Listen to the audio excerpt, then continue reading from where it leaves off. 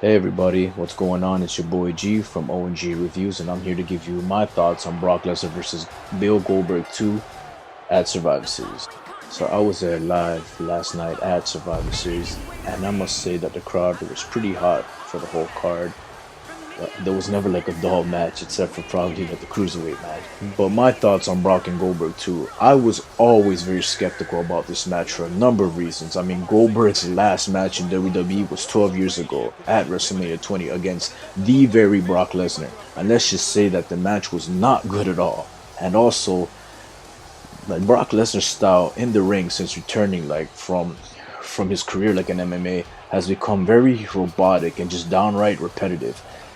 And ever since squashing Cena at SummerSlam 2014 with a high volume of suplexes, his matches pretty much have the same basic formula and has gone pretty stale and boring to watch. I wasn't expecting a 5-star classic from this match in any way, shape, or form. I also wasn't expecting what we got last night, which was wow. It was a complete squash match involving Brock. It was pretty insane, and I won't deny that I marked out for it. But then after the high emotions went away, I was left thinking why the WWE would let Brock Lesnar take a fall like that. He's been built up as a monster since defeating the Streak at Mania for quite some time now, and it was pretty funny that Goldberg comes in 12 years later at 49 years old and squashes Lesnar in less than 2 minutes. I mean, like, wow, I'm still very speechless. So basically, the two guys, they got in the ring and had a brief stare down, and the crowd, which has been hot all night, is pretty into it. Brock picks up Goldberg and puts him in the corner by force, and then Goldberg, out of nowhere, with one arm, literally pushes Brock Lesnar on his ass. As Brock Lesnar is getting up, he quickly turns his back on Goldberg, and then, out of nowhere, a spear. Now, it's pretty early in the match, so I'm thinking, wow, a spear already? Then, as Goldberg is getting ready for the spear, like, and Brock is getting up slowly, I'm thinking, okay, so Brock is gonna counter, like, or do something and go, like, on the offensive and start getting some hits in, like, on Goldberg. But nope, a second spear, and this one was a lot more harder than the first one, and the crowd was going all crazy. It was a very pro Goldberg crowd, and we were all just eating it up alive. So now after the second spear, Brock Lesnar is struggling to get back on his feet. I'm here still thinking that something is going to happen soon and Brock is going to start getting some shots in on Goldberg.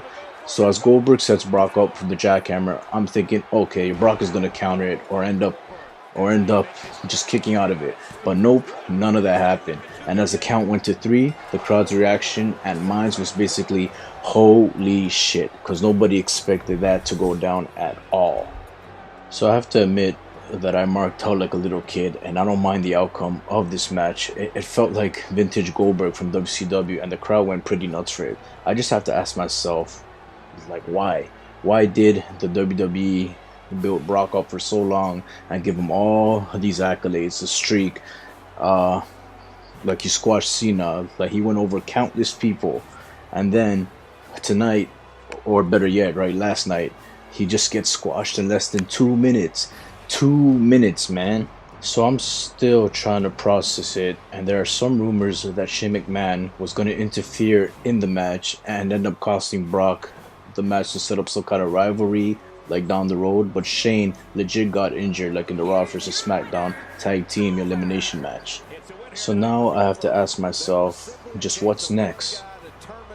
Like, I know that Goldberg has decided to enter the Royal Rumble and still looks in fantastic shape, but where does Brock go from here? Will there be a rematch of some sort? I mean, would you guys want to see that? I think it would be pretty hard to get fans excited for a third match between these two, considering how last night's match was over in 2 minutes, basically. So, overall, Survivor Series was a fun card. I had a blast being there in person. The crowd was pretty hot all night long and the matches were pretty entertaining. And despite the main event just lasting only 2 minutes and the show finishing early, it's an event that will have people just buzzing and talking about for years to come. And I'm glad that I got to witness it in person.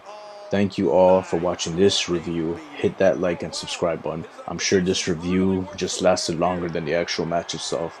I'm G from O&G Reviews, and I shall see you next time. Peace.